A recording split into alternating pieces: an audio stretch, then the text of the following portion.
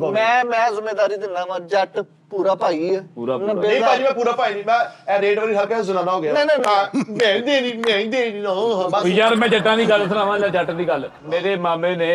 ਪਿੰਡ ਜੱਟਾਂ ਦੇ ਮੁੰਡਾ ਹੋਇਆ ਉਹਦੀ ਝੰਡ ਲਈ ਅੱਧਾ ਕਿੱਲਾ ਨਾਮੇ ਲਾਤਾ ਇਦਾਂ ਹੀ ਨਾਈ ਦੇ ਤੇਰੇ ਮਾਮੇ ਨੇ ਜੱਟਾਂ ਨੇ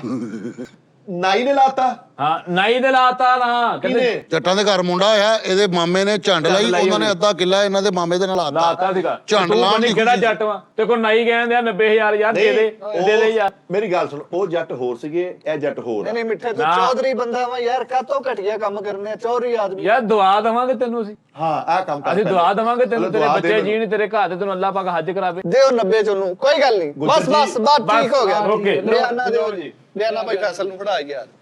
ਪਰ ਇੰਨੀ ਦੇਰ ਦਾ ਰੌਲਾ ਪਾਇਆ ਉਹ ਭਾਈ ਆਦਮੀ ਯਾਰ ਚੌਧਰੀ ਬੰਦੇ ਸਹੀ ਆ ਹਲ ਓਏ 200 ਰੁਪਏ ਕਿਹੜਾ ਬਿਆਨਾ ਹੁੰਦਾ ਵਾ ਯਾਰ 200 ਰੁਪਏ ਨਹੀਂ ਪਰ ਚੌਲਾ ਜਿਹਾ ਮੋਟੀਆਂ ਸੇਵੀਆਂ ਦਾ ਪੈਕਟ ਲਿਆਉਣਾ ਯਾਰ ਆਹ 200 ਰੁਪਿਆ ਇਹ ਬਿਆਨ ਹੈ ਨਾ 2000 ਮੇਰੀ ਗੱਲ ਸੁਣ ਮਿੱਠੇ ਮੈਂ ਨਹੀਂ ਵੇਚਣੀ ਮੇਰਾ ਵੀਰ ਤੂੰ ਜ਼ਿਆਦਾ ਗੱਲ ਮੈਂ ਨਹੀਂ ਕਰਦਾ ਮਿਹਨਤ ਤਾਂ ਸਭ ਨੇ ਕੀਤੀਆਂ ਤੂੰ ਸਿਰਫ 3 ਮਹੀਨੇ ਪਿੱਛੇ ਚਲਾ ਜਾ ਅੱਛਾ ਜੀ ਭਾਈ ਮੈਂ ਚਲ ਜਾਣਾ ਸ਼ਾਪਰ ਟੈਪ ਹੀ ਸੀ ਖਾਲੀ ਫਰ ਵੀ ਨਹੀਂ ਸੀ ਯਾਰ। ਮੱਥਾ ਪਲਸਤਰ ਅੰਦਰ ਕੁਝ ਵੀ ਨਹੀਂ ਮੈਨੂੰ ਯਾਦ ਆ ਯਾਰ ਇੱਕ ਦਿਨ ਨਾ ਮੈਂ ਕੋਈ ਸ਼ੈ ਲੈਣੀ ਸੀ ਤੇ ਮੇਰੇ ਕੋਲ ਨਾ 10000 ਰੁਪਏ ਥੋੜ ਰਿਹਾ ਤੇ ਮੇਰੇ ਬਟਵੇ ਵਿੱਚ ਸਿਰਫ 3000 ਰੁਪਈਆ ਓਏ ਹੋਏ ਮੇਰਾ ਇੱਕ ਦੋਸਤ ਆਇਆ ਕਹਿੰਦਾ ਫੈਸਲ ਭਾਈ ਮੈਂ ਇੱਕ ਚੀਜ਼ ਲੈਣੀ ਹੈ ਉਹ 3000 ਰੁਪਏ ਦੀ ਮੈਂ 3000 ਕੱਢ ਕੇ ਉਹਨੂੰ ਦੇ ਦਿੱਤਾ ਓਏ ਮੈਂ ਘਰ ਆ ਕੇ ਮੈਨੂੰ ਫੋਨ ਕੀਤਾ 10000 ਰੁਪਏ ਵਾਸਤੇ ਨਹੀਂ ਮੈਂ ਘਰ ਆ ਕੇ ਬਟਵਾ ਖੋਲਿਆ ਵਿੱਚ 10000 ਰੁਪਏ ਸੀ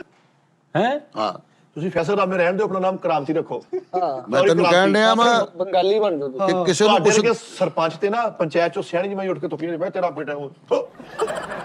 ਤੁਸੀਂ ਫੈਸਲਾ ਕਰਨ ਡਏ ਮੈਂ ਤੈਨੂੰ ਇਹ ਕਹਿਣ ਡਿਆ ਵਾਂ ਕਿ ਦੇਖ ਹਕਾ ਰਿਹਾ ਨਾ ਬਣ ਮਿੱਠੇ ਸਾਰਾ ਕੁਝ ਅੱਛਾ ਥੁੱਕ ਵੀ ਬਾਈਕ ਐਡਰ ਤੋਂ ਸੁੱਟ ਦੋ ਮੈਂ ਫੇਰ ਠੀਕ ਆ ਨਹੀਂ ਤੂੰ ਮੈਨੂੰ ਕਹੀ ਜਾਂਦਾ ਤੂੰ ਇਦਾਂ ਸੀ ਹੁਣ ਭਾਈ ਫੈਸਲ ਨੂੰ ਤੂੰ ਕਹਿ ਯਾਰ ਉਹ ਸਕਦਾ ਵੱਡੇ ਆ ਵੱਡੇ ਆ ਸਾਨੂੰ ਕੀ ਜਾਣਦੇ ਯਾਰ 24 ਮਾਡਲ ਦੇ ਦੇ ਆ 24 ਉਹ ਛੱਡ ਦੇ ਨਹੀਂ ਲੱਖ ਰੁਪਏ ਚ 24 ਮਾਡਲ ਦੇ ਦੇ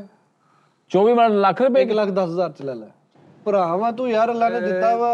ਜੀ ਆਪਣੇ ਭਰਾਵਾਂ ਨਾਲ ਵੱਢ ਕੇ ਖਾਣਾ ਚਾਹੀਦਾ ਇਹ ਕਿਹੜੀ ਗੱਲ ਆ ਦੱਸ ਵੱਡਾ ਦਿਲ ਸਲਮਾਨ ਲੱਖ ਰੁਪਏ ਸਾਹਿਬ ਲਿਆਓ ਲੈ ਲਓ ਗੱਡੀ ਇਹਦੀ ਵੀ ਗੱਡੀ ਲੈਣੀ ਆ ਤੇ ਲੈਣੀ ਵੀ 90 ਚ ਆ ਵੇਖ ਹਾਂ ਇਹ ਭਾਈ ਇਹ ਨਾ ਕਿਤੇ ਗੱਡੀ ਦੇ ਕੇ ਜਾਵੇ ਇਹ ਜਾਂਦਾ ਕਿੱਥੇ ਆ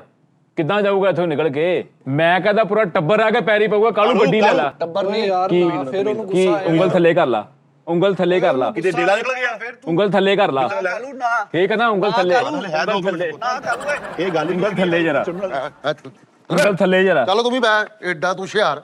ਉਹਨੂੰ ਗੁੱਸਾ ਆ ਜਾਣਾ ਵਾ ਫਿਰ ਕਿਹਨੂੰ ਗੱਲ ਪਤਾ ਕੀ ਇਹਦੇ ਕੋਲ ਲੈਣੀ ਭਾਜੀ ਉਹ ਯਾਰ 90 ਇੱਕ ਮਿੰਟ ਠਹਿਰ ਜਾ ਯਾਰ ਜੇ ਪਿਓ ਦਾ ਨਾ ਪਿਓ ਦਾ ਫਲੈਗ ਦਿਖਾਈ ਓਏ ਪਿਓ ਤੱਕ ਜਾਣਦੇ ਆ ਪਿਓ ਦਾ ਹੀ ਆ ਮੈਂ ਆਪਣੇ ਦੱਸ ਗੱਲ ਖਾਣੇ ਚ ਸਮਝ ਨਹੀਂ ਆਉਂਦੀ ਤੈਨੂੰ ਪਾਗਲ ਹੋ ਗਿਆ ਦੱਸਣਾ ਜਰਾ ਮੇਰਾ ਕੋਈ ਦੇ ਨਹੀਂ ਤੂੰ ਮੈਨੂੰ ਜਾਈ ਖਾਈ ਜਾਂਦੇ ਭਾਈ ਫੈਸਲ ਨੂੰ ਸਮਝਾ ਲਓ ਕੀ ਕਰਨ ਦਿਆ ਯਾਰ ਓਏ ਇੱਕ ਮਿੰਟ